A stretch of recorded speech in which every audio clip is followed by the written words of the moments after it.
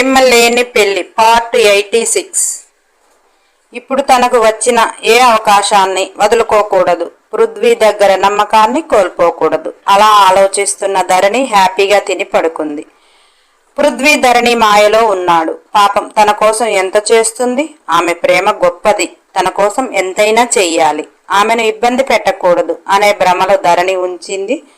పృథ్వీ అదే భ్రమలో ఉన్నాడు. అలా ఒక వారం గడిచాక పృథ్వీ ధరణి గదిలోకి వచ్చాడు.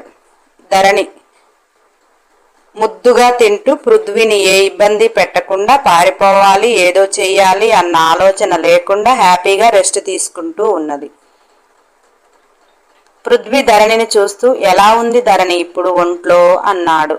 ధరణి, ఏం తిన్నా వాంటింగ్ అవుతుంది పృథ్వీ, నాకు అసలు ఓపిక ఉండటం లేదు. ఈ గదిలోనే ఇలానే ఉంటే చిరాగ్గా ఉంటుంది. అస్తమానం ఆ టీవీ చూడటం నా వల్ల కావటం లేదు అని ఎంతో నీరసం ఉన్నదానిలా చెప్పింది. పృథ్వీ, నీకు నచ్చినవి తెస్తున్నా కదా ధరణి అంటున్నాడు. ధరణి, నువ్వు తెస్తున్నావు పృథ్వీ, అవి తినగానే వామిటింగ్ అవుతుంది, నా వల్ల కావటం లేదు పృథ్వీ అని బాధగా చెప్తే, పృథ్వీ కూడా నిన్ను చూస్తూ ఇలా ఉండటం నా వల్ల కావటం లేదు ధరణి అన్నాడు. ధరణి, అయితే ఒక పని చేద్దామా అన్నది. పృథ్వీ, ఏంటది అంటే, మీ అమ్మా నాన్నకి చెప్పేసి నన్ను మీ ఇంటికి తీసుకుపో అన్నది. పృథ్వీ, మా అమ్మా నాన్నకి నువ్వెవరో తెలుసు, ఎలా తీసుకెళ్లేది అన్నాడు. ధరణి, అదేంటి పృథ్వీ, నాకు నానేవారు లేకుండా, నీకు నానేవారు లేకుండా లైఫ్ అంతా మనిద్దరం ఒకరి ప్రేమను ఒకరు పంచుకుంటూ బ్రతకటమేనా?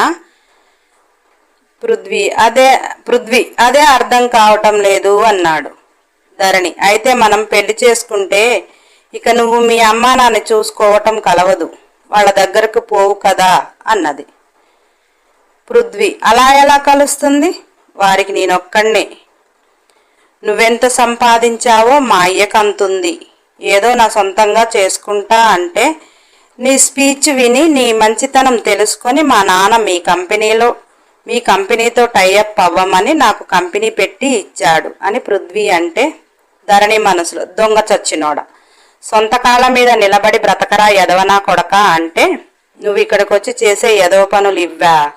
నీ కాళ్ళ మీద నువ్వు నిలబడితే అమ్మ అయ్య మంచి సంబంధం చూసి పెళ్లి చేసి నిన్నొక రీతిలో నిలబెడతారు కదా. సరే, వయసులో ఉన్నవాడివి, ప్రేమించావు అనుకుంటే పోయి పెళ్ళైన అమ్మాయిని ప్రేమించి అది సుఖంగా భర్తతో కాపురం చేసుకుంటుంటే దాన్ని లోకం దృష్టిలో చంపేసి నువ్వు తీసుకొచ్చి కొని వాడుక దబ్బుదాము అనుకున్నావా? కనీసం నీ అమ్మాయికి చెప్పి చేసుకోవాలి అన్న ఆలోచన కూడా లేదు.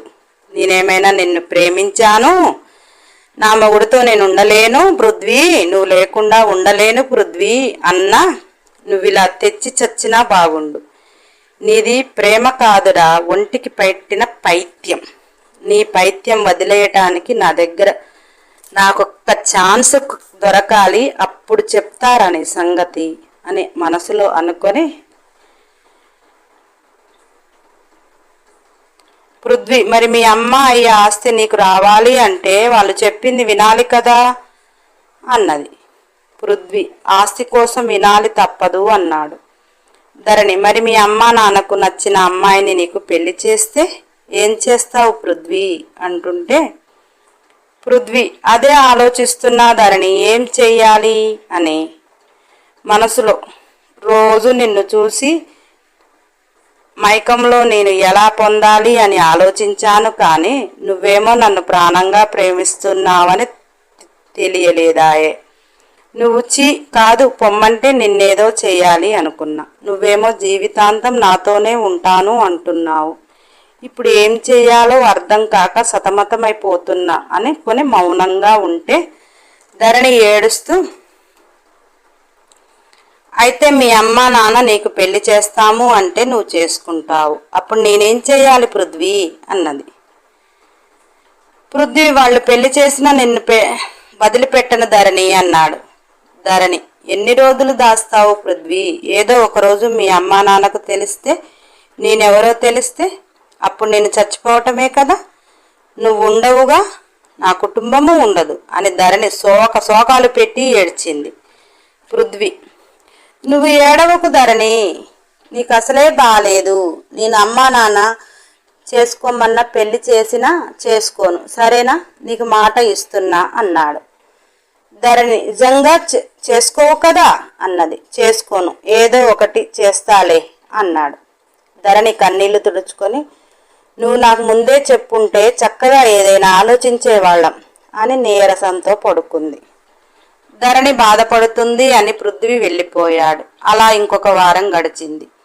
ధరణి కష్టంగా అయినా ఇష్టంగా తింటూ తన ఆరోగ్యాన్ని కాపాడుకుంటూ తన కడుపులో బిడ్డని హెల్దీగా ఉంచటానికి తన ప్రయత్నం తాను చేస్తూ, ఈ టైంలో పృథ్వీకి తల్లిదండ్రులు పెళ్లి చేస్తే పీడ వదులుతుంది అని ఆలోచిస్తూ ఉంది. ధరణి మాటలు దేవుడు ఆలకించాడు అన్నట్టు నిజంగానే పృథ్వీకి సంబంధం చూసి తల్లిదండ్రులు పృథ్వీకి చెప్పకుండగా పృథ్వీని రమ్మని పిలిచారు. పృథ్వీ తల్లిదండ్రులు పిలిచారు అనేసి శ్రీకర్కి ధరణిని చూసుకునే బాధ్యత అప్పజెప్పి వెళ్ళాడు. అలా వెళ్ళిన పృథ్వీకి తల్లిదండ్రులు కట్టుదిట్టం చేసి ఎంగేజ్మెంట్ అంగరంగ వైభవంగా చేశారు. ప్రముఖుల పిల్లలకు ఎంగేజ్మెంట్ చేస్తే టీవీ ఛానళ్లు గొప్పగా చూపిస్తారు కనుక అది కాస్త న్యూస్లో రింగారింగా తిరుక్కుంటూ ధరణి రూమ్లో టీవీలోకి వచ్చింది. పృథ్వీ ఎంగేజ్మెంట్ చూసిన ధరణి దేవుడు తన వైపే ఉన్నాడు అనుకుని తీర్మార్ వేసినంత పని చేసింది. ధరణికి శ్రీకర్ ఎవరో తెలియదు. ఆ గెస్ట్ హౌస్లో ఉన్నవాళ్ళు ఒక్కరు కూడా తెలియదు. పృథ్వీ ఇప్పట్లో వచ్చేలాగా లేడని ధరణి శ్రీకర్ దృష్టిలో పడేలా తన ఆరోగ్యం క్షీణించినట్టు పృథ్వీ ఎంగేజ్మెంట్ చూడటం వల్లనే అనేలా బెడ్కు అంకితం అయిపోయింది. పృథ్వీ లేడు కనుక ఇక్కడ ఉన్నవాళ్ళు తన ఆరోగ్యం క్షీణించింది అంటే తనను బయటికి తీసుకువెళ్ళటమా లేదా ఎవరినో ఒకరిని కొత్త వారిని పంపించినా కానీ ధరణికి ఏదన్నా అవకాశం దొరుకుతుంది అని ధరణి ఒక మహానటి కంటే మహానటిగా శ్రీకర్కే కన్నీళ్లు తెప్పించింది. శ్రీకర్ ఆ విషయం పృథ్వీకి చెప్పి, మీ ఎంగేజ్మెంట్ చూసిన దగ్గర నుంచి ధరణి మనిషిగా లేదు, ఏది సరిగా తినటం లేదు, తనకు ఏదైనా అవుతుందేమో అని భయంగా ఉంది అని చెప్పాడు. పృథ్వీ, నేను రావటానికి వీలు కానట్టుగా ఉంది, అక్కడ నుంచి ఎటైనా మారుద్దాము అన్నా అందరికీ తెలిసిపోయేలా ఉంది, డౌట్ వస్తుంది. నేను ఎలానో అలా ఇక్కడి నుంచి వస్తాను, అప్పటి వరకు జాగ్రత్తగా చూసుకోండి అని పృథ్వీ ఫోన్ పెట్టేశాడు.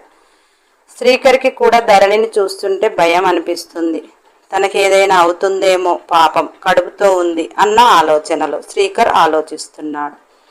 శ్రీకర్ పృథ్వీ ధరణి పనికి కాగానే ఆర్తి విషయంలో తనకు సహాయం చేస్తాడు అనుకున్నాడు. కానీ ఇలా అవుతుందని ఎవరూ అనుకోలేదు.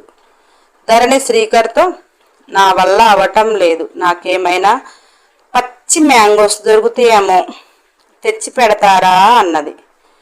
శ్రీకర్, ఈ సీజన్లో ఉంటాయా అన్నాడు. ధరణి, ఎక్కడో ఒక చోట ఉంటాయి, ట్రై చేయండి ప్లీజ్, నాకు అవి తింటే కానీ వేరే ఏదైనా తినలేనేమో అనిపిస్తుంది అని అన్నది. శ్రీకర్ అందరికీ జాగ్రత్త చెప్పి సిటీకి వెళ్ళాడు. సిటీ అంతా గాలించి కష్టపడి పట్టుకున్నాడు. కానీ సిటీకి వెళ్ళాక భార్య బిడ్డలతో ఉండక చాలా రోజులు అవుతుందని శ్రీకర్కి భార్యపై గాలి మళ్ళీ, పృథ్వీ ఎలాగూ ఇక్కడ లేడు, అన్నీ నేనే చూసుకోవాలా అనేసి వినయ్ని వెళ్ళమన్నాడు. వినయ్ శ్రీకర్తో, నన్ను చూస్తే గుర్తుపడుతుంది అని చెప్తే ముఖానికి మాస్క్ అసలే తీయకు, ఆమె గదిలోకి కూడా వెళ్ళకు అని చెప్పాడు. వినయ్ కూడా ఒకప్పుడు ప్రేమించిన వాడు, చెల్లి కోసం అంత డబ్బు ఇచ్చింది, ఎలా ఉందోలే చూసి పాపం కడుపుతో ఉంది అని నానా హైరాణ పడి మార్కెట్లో చాలా రకాలు కొని ఆమెకు అసలు కనిపించకుండా తిరగాలి అనుకొని గెస్ట్ హౌస్కి వచ్చాడు. వినయ్ ఎంత ప్లాన్గా చేసినా ఎక్కడో ఒక చోట పప్పులో కాలేస్తారు అన్నట్టు వినయ్ గెస్ట్ హౌస్కి వచ్చి 1కి 4 రకాలు ఇచ్చేవరకు ధరణికి ఎక్కడో పాజిటివ్ థింగ్స్ కొడుతుంది. ఎవరో చూద్దామంటే కనిపించటం లేదు. రోజు ఉండే శ్రీకర్ లేడు. వినయ్ ధరణి దరిదాపుల్లో ఉండటం లేదు. ధరణి మనసుకు ఎందుకో అతను నాకు తెలిసిన వాడై ఉంటాడు. ఇక్కడ ఎవరు మాస్క్ పెట్టుకోలేదు. అతను ఒక్కడే పెట్టుకుంటున్నాడు అంటే నేను అతన్ని చూసైనా ఉండాలి, లేకపోతే గుర్తుపడతానన్నా అనుకోవాలి. ధరణి అలా అయితే కలవదు అని బయట కాస్త చల్లగాలికి తిరుగుతా అని చెప్పి అలా తిరుగుతూ కళ్ళు తిరిగి పడిపోయిన దానిలా చేసింది.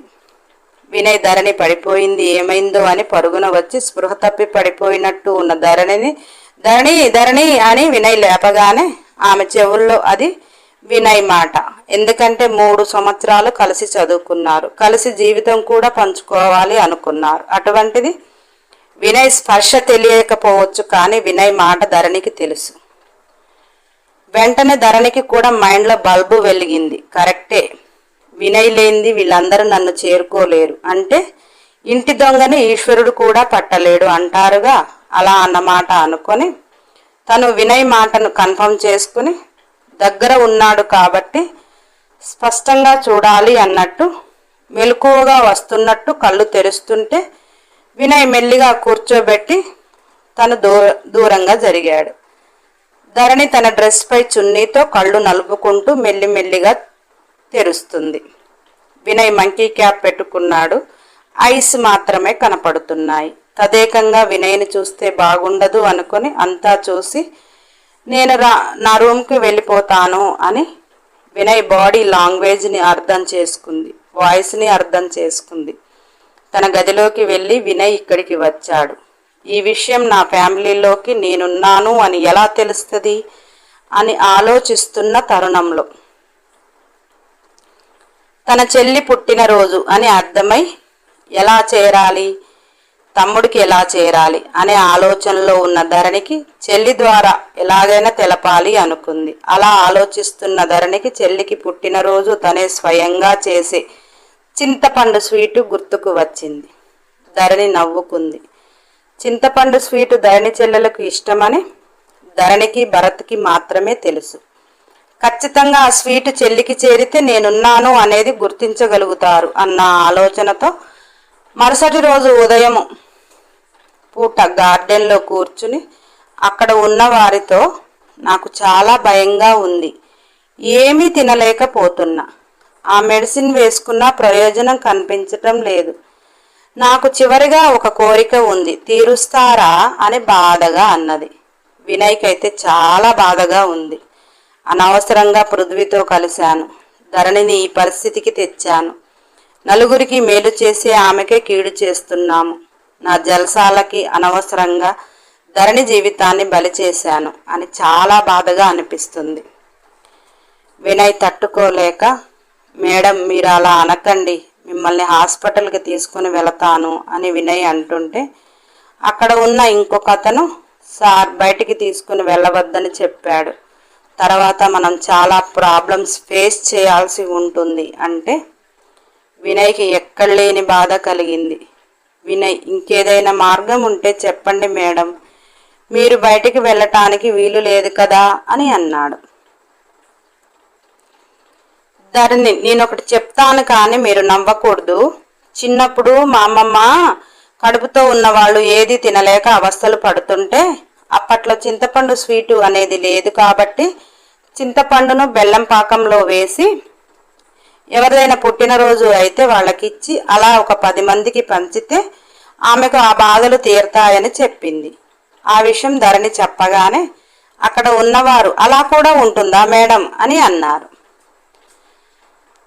ధరణి ఉంటది కావచ్చు, మనకి ఏదైనా కీడు ఉంది అంటే హోమాలు పూజలు వ్రతాలు అన్న సంతర్పణలు చేస్తూ పోతాము, అవి ఎలా పోతాయో ఇలానే ఇది కూడా నేమో, నాకు మాత్రం ఏం తెలుసు, పెద్దలు చెప్పారు, మా అమ్మమ్మ అప్పట్లో చెప్పింది.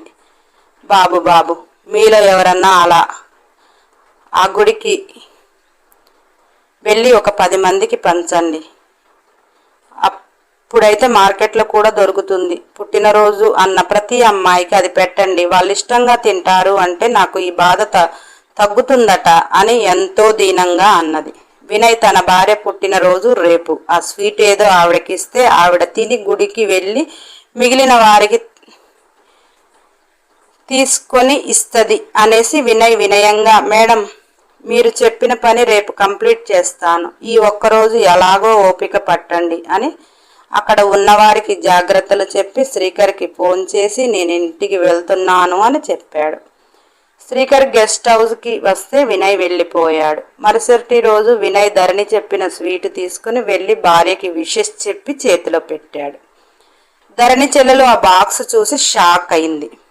వినయ్ స్టైల్గా, ఏంటి నీ బర్త్డేకి వెరైటీ స్వీట్ ఇచ్చాను అనుకుంటున్నావా, నేను అలానే వింత వింతలు చేస్తాను కానీ తిను అన్నాడు. నువ్వు తిని నీతో పాటు ఈరోజు ఎవరిది పుట్టినరోజు అయితే వారికి ఒక 10 మందికి కూడా పెట్టు ఆ స్వీటు అన్నాడు. ధరణి చెల్లెలు మౌనంగా తల ఊపింది. వినయ్ బయటికి వెళ్ళగానే ధరణి చెల్లెలు తలుపు వేసుకుని ఆ స్వీట్ చూసి ఎంతలా దుఃఖించిందో ఆమెకే తెలుసు. అక్క బ్రతికే ఉంది అని ఆనందంతో వెంటనే భరత్కి మెసేజ్ చేసింది, గుడికి రమ్మని. అలా భరత్కి మెసేజ్ వెళ్ళటం, 1 వారంలో శ్రీకర్ని బంధించటం, 2 రోజుల్లో రణధీర్కి మెసేజ్ చేరటం, రణధీర్కి తెలిసిన వెంటనే వినయ్ని కస్టడీలోకి తీసుకుని సెల్ హ్యాండ్ ఓవర్ చేసుకోవటం, శ్రీకర్ని చేరుకోకముందే శ్రీకర్ దగ్గర సెల్ గురించి ఆరా తీస్తే అతన్ని బయట ఉండగా పట్టుకొని వచ్చాము. నెక్స్ట్ ఎపిసోడ్ కోసం సబ్స్క్రైబ్ చేయండి, లైక్ చేయండి, షేర్ చేయండి, కామెంట్ చేయండి. అన్ని ఎపిసోడ్ల కోసం బెల్ ఐకాన్ టచ్ చేయండి.